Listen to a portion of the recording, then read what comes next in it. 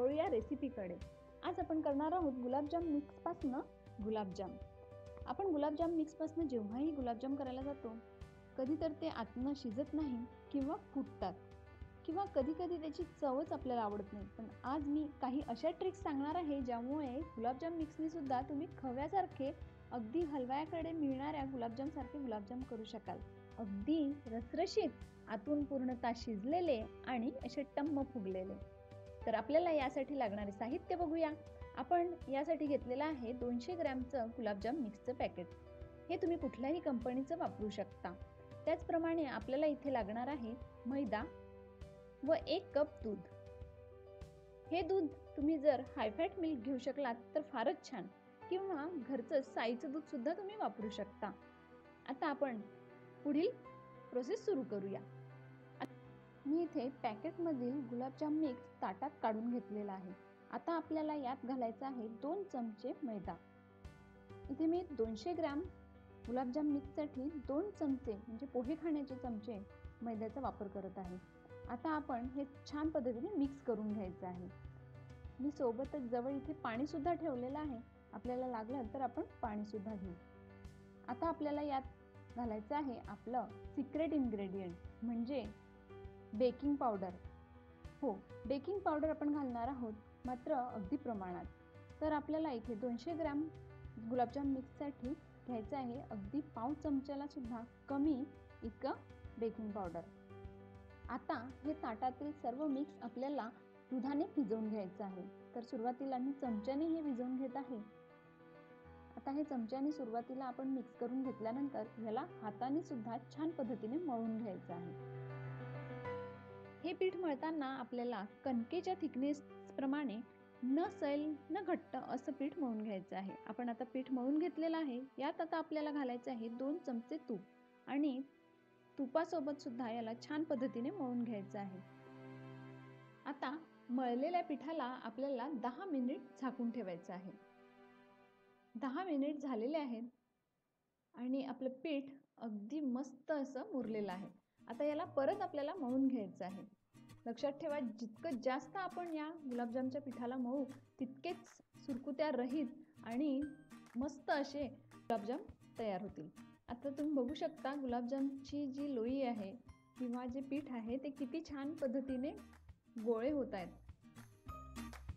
आणि याच पद्धतीचे गोळे आपल्याला हवे आहेत ज्यावर एकही सुरकुती नको।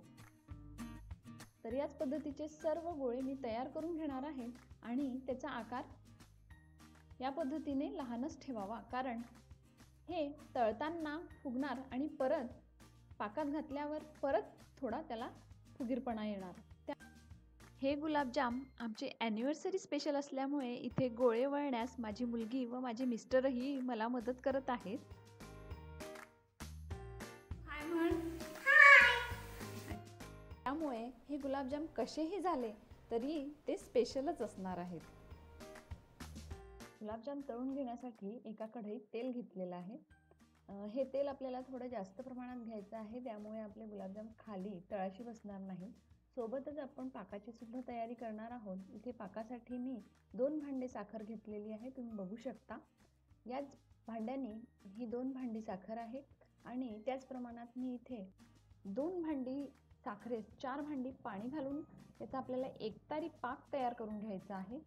पाक तयार झालेला आहे। यात आपण घालतो आहोत अर्धा चमचा वेलची पूड व 1/4 जायफळाचा तुकडा कुटून घेतलेला। कुटलेल्या जायफळाची स्मेल खूपच छान येते। आता आपण हा पाक बंद करून ठेवलेला आहे, आणि आता आपण तेल गरम करायला ठेवलेलं आहे। तेल गरम झालेलं आहे। आता आपण गुलाबजामचे गोळे यात तळून घेणार आहोत।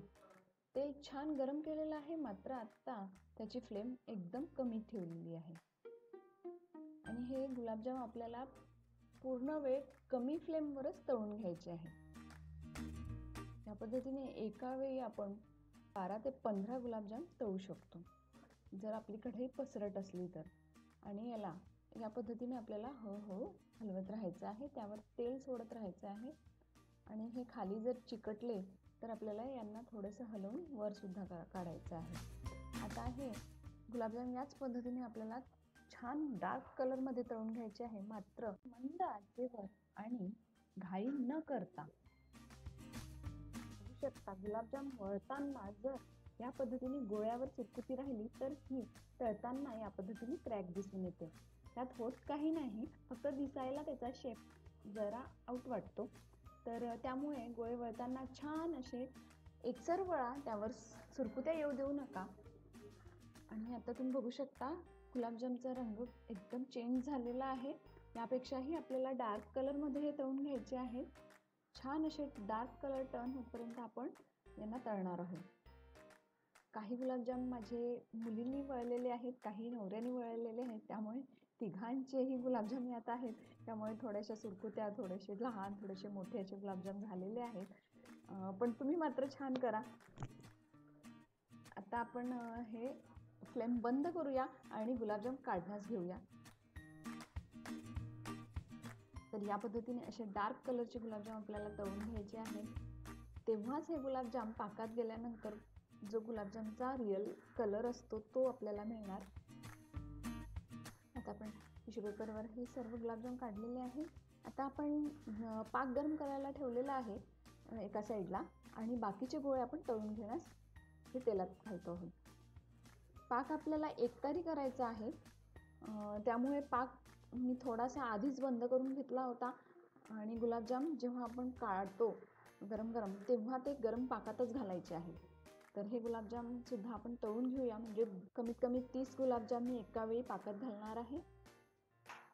तर हे गुलाबजाम आपण पाकात घातलेले आहेत, तुम्ही बघू शकता. यास फक्त 10 मिनिट झालेले आहेत तरी सुद्धा गुलाबजाम फुगण्यास सुरुवात झालेली आहे. आणि याचप्रमाणे आपल्याला हे गुलाबजाम रात्रभर या पाकात ठेवायचं आहे. त्यामुळे तुम्ही एखाद्या पसरट भांड्यात पाणी घालून हे भांडं ठेवू शकता. तर रात्रभर पाकात ठेवल्यानंतर आपले गुलाबजाम रेडी आहेत. खूपच छान दिसत आहेत, अगदी हलवायाप्रमाणे. आणि कोणी म्हणणारही नाही की हे आपले गुलाबजाम मिक्सपासून तयार केलेले गुलाबजाम आहे. तुम्ही सुद्धा नक्की ट्राय करून बघा. बघा, मी हातात सुद्धा घेऊ शकते.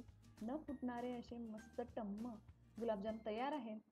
तुम्ही ही रेसिपी आवडल्यास लाईक करा आणि फक्त जवळ ठेवून घेऊ नका, इतरांनाही शेअर करा. आणि आमच्या चॅनलला सबस्क्राईब केला नसला तर सबस्क्राईब करा आणि जुळून राहण्यासाठी नोटिफिकेशनचं बेल आयकॉन क्लिक करा. पुन्हा भेटूया अशाच एका मस्त रेसिपीसोबत. तोपर्यंत थँक्यू, धन्यवाद.